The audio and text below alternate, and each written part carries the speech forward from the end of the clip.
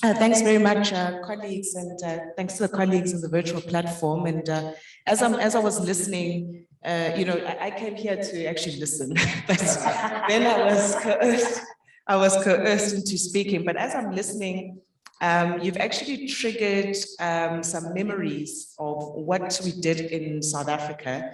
And I think I'm going to first put that forth as a case study, because I think there's some things, and I think it's going to segue into what Asha actually wants to say. And then I'm going to, at the same time, maybe pose some propositions, having learned from our COVID-19 response in South Africa. So let me first put forward the case study.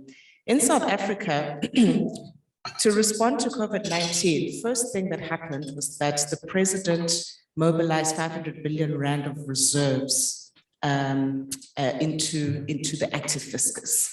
And of course, a huge portion of that money was then going to go directly into the actual core COVID-19 response, including human resource, the growth of the human resources. So that was the first aspect. So I think the first thing to say about it is that that was state money, right? The second thing was that then we mobilized the private sector, and you will know very well that that mobilization resulted in the Solidarity Fund, which mobilized, I think it was about to the end, $3 billion as an addition as the private sector's contribution essentially to the fight against COVID-19. And most of that money went to the actual core COVID-19 response. So I'm talking about core COVID-19 response because I just want to focus on the health aspects and not the other socioeconomic, stimulus packages.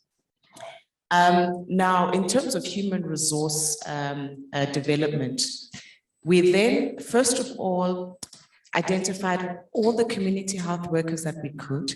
And then we also went to the external public works program, which falls under public works or not under health.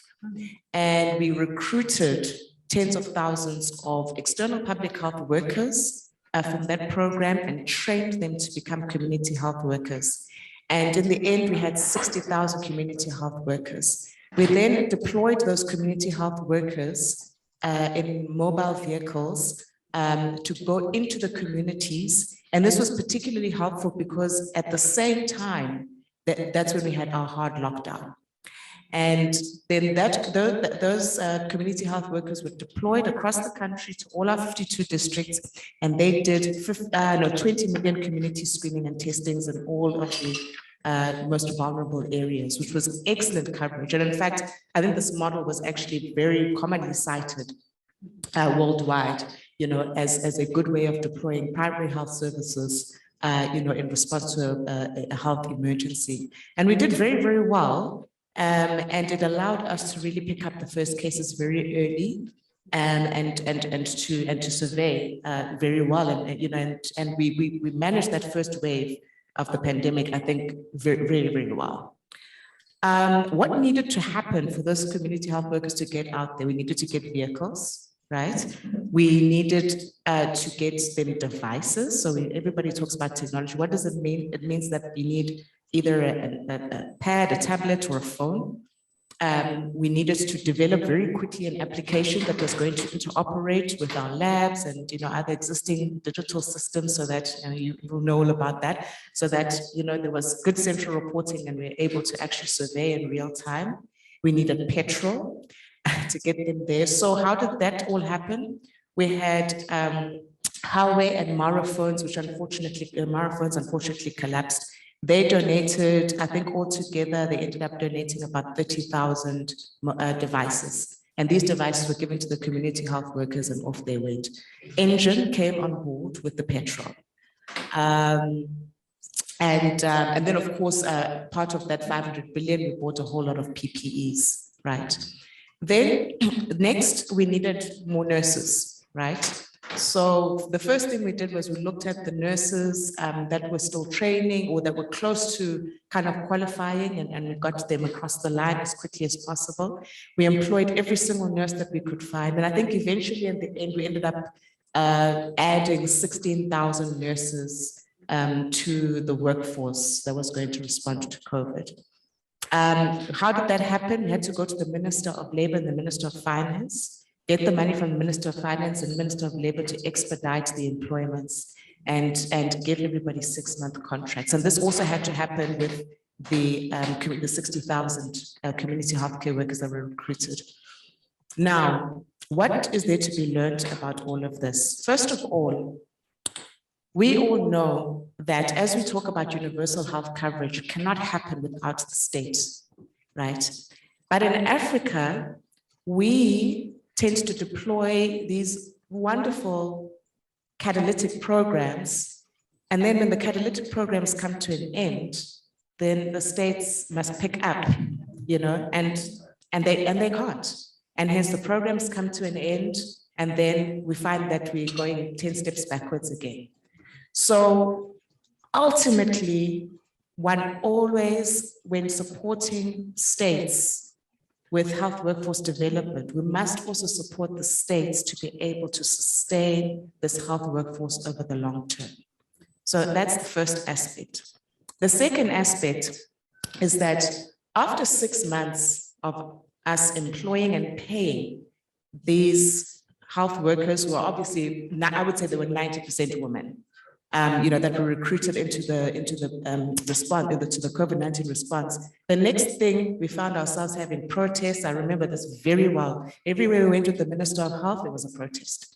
What were they protesting about? A couple of things. Firstly, they wanted to carry on working. They were having a fantastic, a wonderful time with the communities. The communities were appreciating them. The facilities were appreciating them. And they wanted to carry on working and they wanted to be employed. But they didn't just want to get a stipend now, they wanted to be employed with full employment benefits, number one. Number two, they wanted to be properly dressed and they wanted to look professional, They were saying that we don't want to wear our little tracksuits and all that. We want proper uniforms, want to be recognized in the community.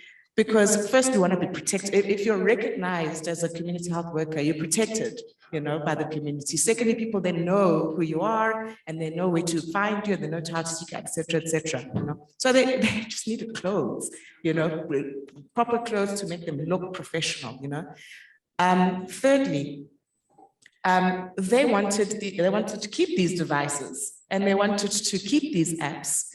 And they wanted to be able to actually use these devices and this technology to carry on with the work that they were doing. They didn't want them to be taken away because it was so helpful to them, And then fourth, which it came as a surprise and shouldn't have come as a surprise to me, they also wanted good health care themselves. They didn't have good health care for themselves, So when they got sick, they found that they didn't actually have the healthcare that they needed to, to stay healthy and to carry on doing their work.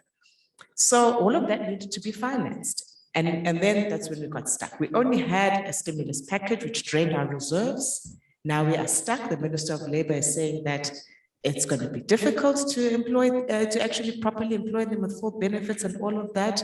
The Minister of Finance is saying we don't have money, and what happened next? They went to the unions, and now we're still busy dealing with the unions, and the unions are fighting on their behalf.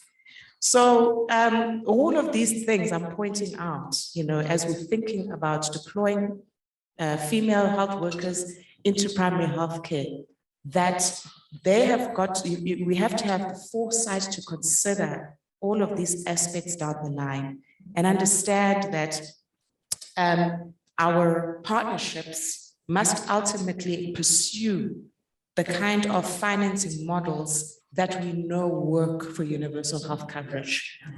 And it cannot be, we can no longer afford to only think about short-term catalytic programs. There was one other aspect that I wanted to point out. Oh, yes. One other aspect is insurance for female health workers, right? Not just health insurance, but just life insurance, I remember when I was pregnant with my first child, I didn't want to work. I wanted to spend 6 months with him, So I saved up and all of that, but it wasn't enough. And I forgot that we have UIF, but even if I remembered, it's only a tiny little bit of money. And it occurred to me that why can't I have insurance for, life things, as a woman health worker? Why can't I have insurance for maternity leave, to ensure that I actually have enough money to be able to not work, but then, return to work, having raised my children, having taken care of myself, having my well-being, comprehensively taken care of. Why can't I have insurance for, as a woman? We all know that women are the caretakers. If my mother gets sick and I need to, take off, why can't I have that insurance that, if I need to take off a couple of months to look after my dying mother, et cetera, et cetera. So that was another thing that came out from the workforce, is that we need protections, we need protections and reassurances that if we have to pull ourselves out to take care of community members outside of health service, we will be welcomed back again, and we'll have the ability to firstly take the time off and then also come back meaningfully. So so I wanted to just put those forth, and then I think I will stop here because I think I should probably take it forward then with the modeling discussion.